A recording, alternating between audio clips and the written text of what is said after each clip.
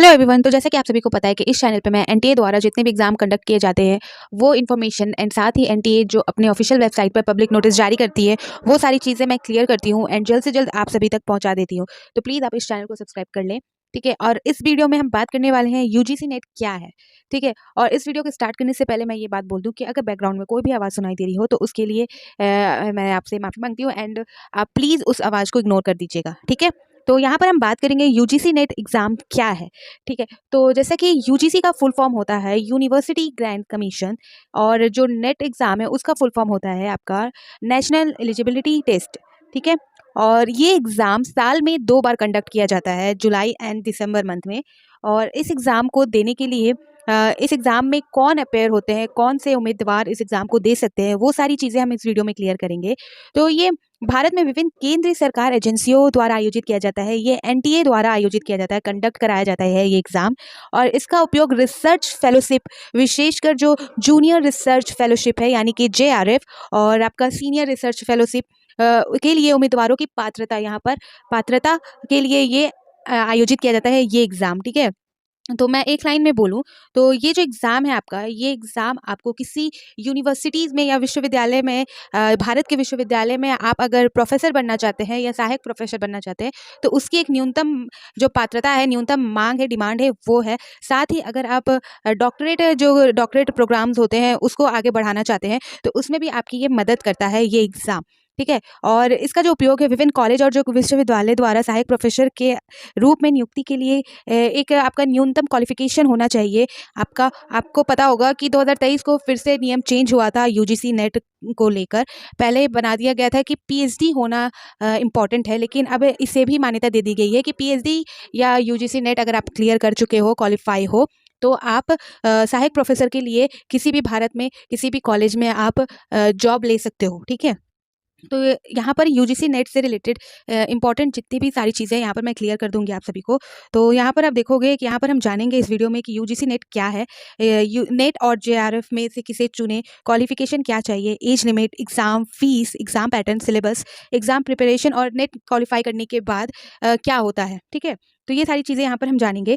और यहाँ पर सबसे पहले हम स्टार्ट करते हैं कि यूजीसी नेट क्या है, ठीक है। तो आपको पता चल गया यूजीसी का फुल फॉर्म होता है यूनिवर्सिटी ग्रांट्स कमीशन, और नेट का फुल फॉर्म होता है नेशनल एलिजिबिलिटी टेस्ट, ठीक। अब यहाँ पर हम बात करेंगे सहायक प्रोफेसर और जूनियर रिसर्च फेलोशिप के पद के लिए ये नेशनल लेवल पर लिया गया एनटीए द्वारा एग्ज़ाम होता है, साल में 2 बार कंडक्ट किया जाता है।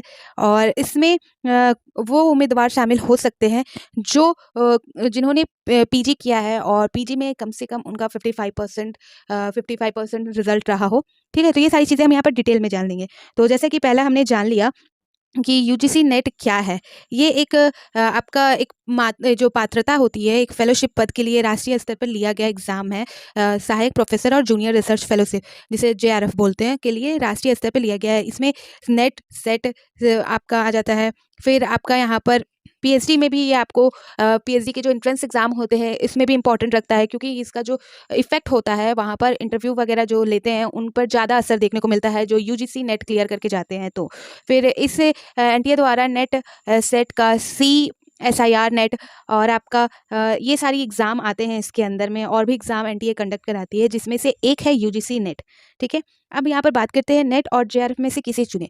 तो नेट और जेआरएफ में के लिए आपको दोनों अलग अलग एग्ज़ाम नहीं देने होते, एक ही एग्ज़ाम देना होता है आप सभी को। और उसी एग्ज़ाम में आपसे पूछा जाता है कि आप किस पद के लिए है, या नेट या जेआरएफ। तो जेआरएफ के लिए कुछ यहाँ पर आपको कुछ लिमिट है, जैसे कि आपका क्वालिफ़िकेशन होना चाहिए, फिर आपका जो एज लिमिट है वो चीज़ें देखी जाती है।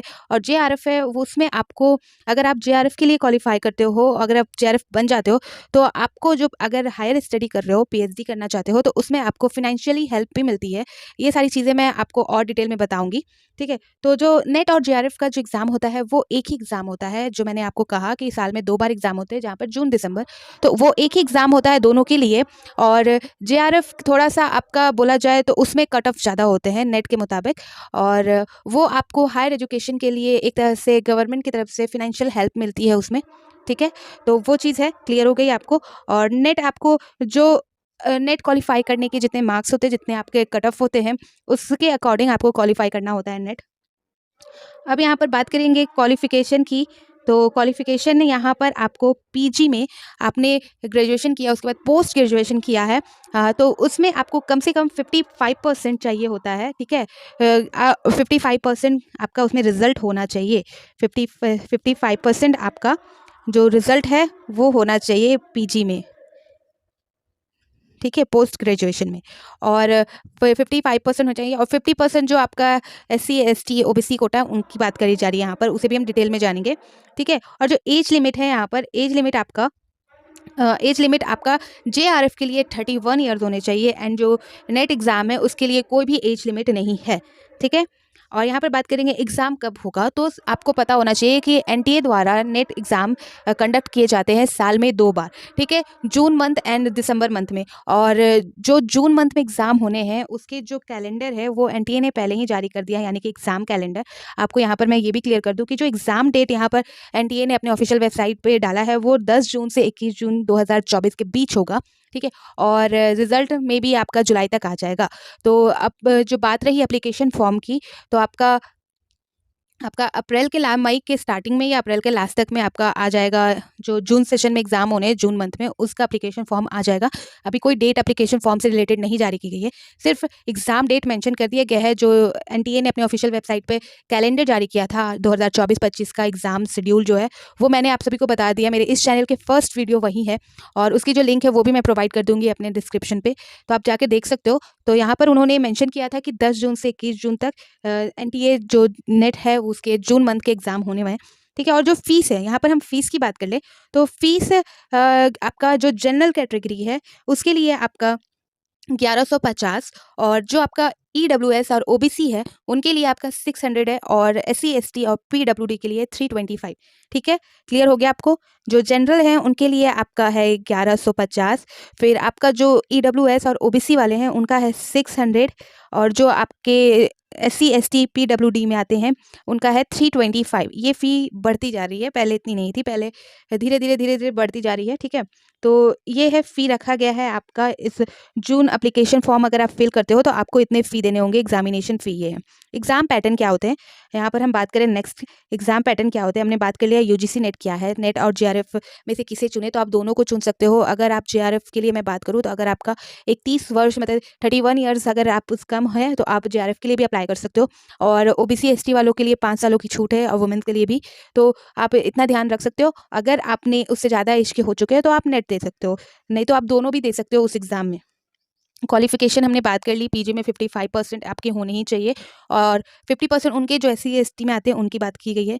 और एज लिमिट आपको मैंने बता दिया, इसमें नेट के लिए कोई एज लिमिट नहीं है, JRF के लिए 31 ईयर्स, ठीक है। एग्जाम कब होगा, जून दिसंबर। फीस बता दी, जनरल वालों के लिए 1150, OBC और EWS वालों के लिए 600, और जो SC ST PWD है उनका 325, ठीक है। एग्जाम पैटर्न की बात कर ले तो एग्जाम पैटर्न यहाँ पर 2 पेपर होते हैं, ठीक है। फर्स्ट पेपर आपका जो रिसर्च पेपर होता है उसमें आपके 10 यूनिट्स होते हैं, वो सारी चीज़ें 10 यूनिट्स आते हैं, उसके 100 क्वेश्चन मतलब कि 100 मार्क्स के क्वेश्चन होते हैं वहाँ पर, ठीक है। और फिर एक होता है सेकंड पेपर। सेकंड पेपर आपका वो पेपर होता है जो सब्जेक्ट आपने सेलेक्ट किया है, ठीक। UGC नेट जो एग्ज़ाम देते हैं उसमें 83 सब्जेक्ट हैं, जिसमें से आपको एक सब्जेक्ट चुनना होता है। जो सब्जेक्ट आपने PG में पढ़ा है, जो सब्जेक्ट आपने PG में सेलेक्ट किया है, तो वो सब्जेक्ट आप इसमें सेलेक्ट करते हो, ठीक है।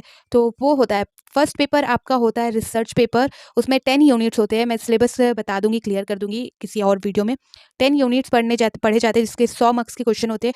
और जो आपका सेकंड पेपर होता है वो आपका सब्जेक्ट होता है जो आप खुद सेलेक्ट करते हो, एग्जाम फॉर्म फिल करते हो तब। वही सब्जेक्ट से आपको 200 के मार्क्स के क्वेश्चन पूछे जाते हैं। ऑब्जेक्टिव टाइप क्वेश्चन होते हैं, नेगेटिव मार्किंग नहीं होती। तो टोटल यहाँ पर 300 मार्क्स के क्वेश्चन आपसे किए जाते हैं, 300 मार्क्स आते हैं, ठीक है। क्लियर हो गया। सिलेबस क्या है, तो सिलेबस मैं आप सभी को बता दूं। यहाँ पर जो पेपर 1 है उसमें 10 यूनिट आते हैं, जिसमें रिसर्च एप्टीट्यूड हो गया आपका, फिर आपका संचार हो गया, कम्युनिकेशन, फिर पैराग्राफ हो गया, फिर आपका हायर एजुकेशन हो गया। तो 10 यूनिट्स होते हैं, और सेकंड पेपर आपका जो सब्जेक्ट होता है जो आपने सेलेक्ट किया होता है उससे पूछे जाते हैं। जो आपने PG में पढ़ा है, मैं कहूँगी पोस्ट ग्रेजुएशन में अगर आपने अच्छे तरीके से पढ़ाई की है तो बस उसी के अंदर से आता है आपका, वो सारी चीज़ें क्वेश्चन किए जाते हैं। और सिलेबस को मैं और डिटेल में क्लियर कर दूंगी नेक्स्ट वीडियो में, ठीक है। यहाँ पर तो आपको क्लियर हो गया। और एग्ज़ाम प्रिपरेशन कैसे करें? तो सबसे पहले तो आप एक एक काम करो, अगर आप फर्स्ट टाइम दे रहे हो, आपको बिल्कुल भी आइडिया नहीं है, तो आप जो प्रीवियस ईयर के क्वेश्चन हैं नेट के, वो एक बार देखो, उसे अच्छे से समझो आप। फिर जो आप अपनी जो पेपर आपके फर्स्ट पेपर है, जो पेपर 1 है, उसके सिलेबस को चेक करो। पहले तो आप सिलेबस ले आओ आपके पेपर 1, पेपर 2 के, और प्रीवियस ईयर क्वेश्चन को देखो, किस टाइप के क्वेश्चन कहाँ से क्या पूछ रहे हैं। किस तरह का आपको कुछ भी पता नहीं चलेगा पहली बार में, लेकिन आप देखो, समझो, और उसके बाद आप जो आप पेपर 1 के जो सिलेबस लाए हो, उसे एनालाइज़ करो, और इस आप सिलेबस कंप्लीट करो, स्टेप बाय स्टेप पढ़ना स्टार्ट करो। धीरे-धीरे आप टाइम निकालो, जितने आप टाइम बढ़ा सकते हो स्टडी के लिए करो। और पेपर 1 के लिए अगर आप डेली 2 घंटा रेगुलर दोगे, तो आराम से आप कवर कर लोगे 1-2 महीने में आराम से। ज़्यादा टफ नहीं होता, ठीक है? टफ नहीं होता, अगर पढ़ने बैठोगे अच्छे तरीके से, तो वो आप खुद भी कर सकते हो। बहुत लोगों ने खुद भी प्रिपेयर किया है। और पेपर 2 की बात करूँ, तो अगर पीजी एग्ज़ाम में अगर आपने अच्छा किया है, या आपने अच्छी तरीके से स्टडी की है, या आप अभी अपेयरिंग में डाल रहे हो, अगर आप सेकंड ईयर में हो, फाइनल ईयर में हो, और आप डाल रहे हो फॉर्म अप्लाई कर रहे हो इसके लिए, तो बहुत अच्छा है, क्योंकि आप अभी ताज़ा मतलब इस सब्जेक्ट से जुड़े हुए हो।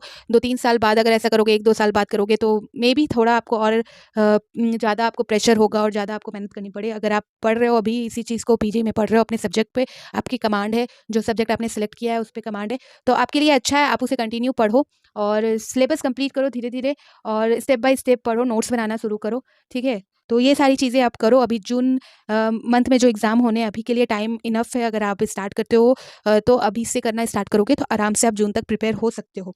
रेगुलर स्टडी करो, कभी भी गैप लेकर या 1-2 दिन पढ़ो, फिर गैप लिया, फिर पढ़ा, वैसा कुछ नहीं करना है, आपको रेगुलर पढ़ना है। कम से कम 4-5 घंटे रेगुलर निकालने हैं। 1-2 घंटे आप पेपर 1 को दे दो, और 3-4 घंटे आप पेपर 2 को दे दो। अगर आपने पेपर 2 में आपका जो सब्जेक्ट है उसमें कमांड अच्छी है, तो आराम से आप क्लियर कर पाओगे, ठीक है?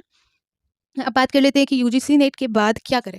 तो एक बात बता दूँ, यूजीसी नेट एग्ज़ाम आप दोगे, और उसके बाद अगर आप क्लियर कर जाते हो, तो आपको एक सर्टिफ़िकेट दिया जाता है, और वो सर्टिफ़िकेट जो होता है, वो सर्टिफ़िकेट एक तरह से आपका प्रमाण होता है कि हाँ, आपने क्लियर कर लिया है। और जितने भी भारत में, जितने भी इंडिया में कॉलेज अपने अकॉर्डिंग जो भी रिक्वायरमेंट निकालती है असिस्टेंट प्रोफ़ेसर के लिए, तो अगर आपको वहाँ पर यूजीसी नेट वालों को भी वहाँ पर जाने का, और उसके लिए आपको वहाँ पर क्लियर करने के बाद ये सारी चीज़ें यूज़ आएँगी, ये सर्टिफ़िकेट आप सहायक प्रोफ़ेसर के लिए भी अप्लाई कर सकते हो। साथ ही और भी जो कॉलेज अपने अकॉर्डिंग जो भी निकालती है, अगर उनकी डिमांड होती है, यूजीसी नेट वाले भी प्रोफ़ेसर, असिस्टेंट प्रोफ़ेसर के लिए अप्लाई कर सकते हैं, तो कर सकते हो आप आराम से। नहीं तो आपको आगे भी जाके, अगर आप पीएचडी में इंटरेस्टेड हो, तो आपको जब पीएचडी का एंट्रेंस एग्ज़ाम होता है, साथ ही जब आप इंटरव्यू के लिए जाते हो, तो आपको उसका जो इफ़ेक्ट है वहाँ देखने को मिलता है, क्योंकि नेट जेआरएफ वालों को थोड़ा प्रेफ़रेंस मिलता है, और टीचर्स को भी लगता है कि हाँ, इन्होंने नेट जेआरएफ क्लियर करके यहाँ पर आए हैं, तो उनकी नज़र में कुछ ज़्यादा प्लस पॉइंट होता है। इसलिए ये चीज़ बहुत अच्छी है आपके लिए, अगर आप नेट क्वालीफाई कर लेते हो, और उसके बाद पीएचडी करने जाते हो, या पीएचडी के लिए एंट्रेंस एग्ज़ाम की तैयारी करते हो, या एंट्रेंस एग्ज़ाम देते हो, तो आपके लिए प्लस पॉइंट रहता है, ठीक है? तो ये सारी बातें थी जो मैंने आप सभी को क्लियर कर ली। और भी कोई डाउट होगा तो आप कमेंट सेक्शन में बता सकते हो। तो फिर मिलती हूँ नए अपडेट के साथ और नए नॉलेज के साथ। Bye bye.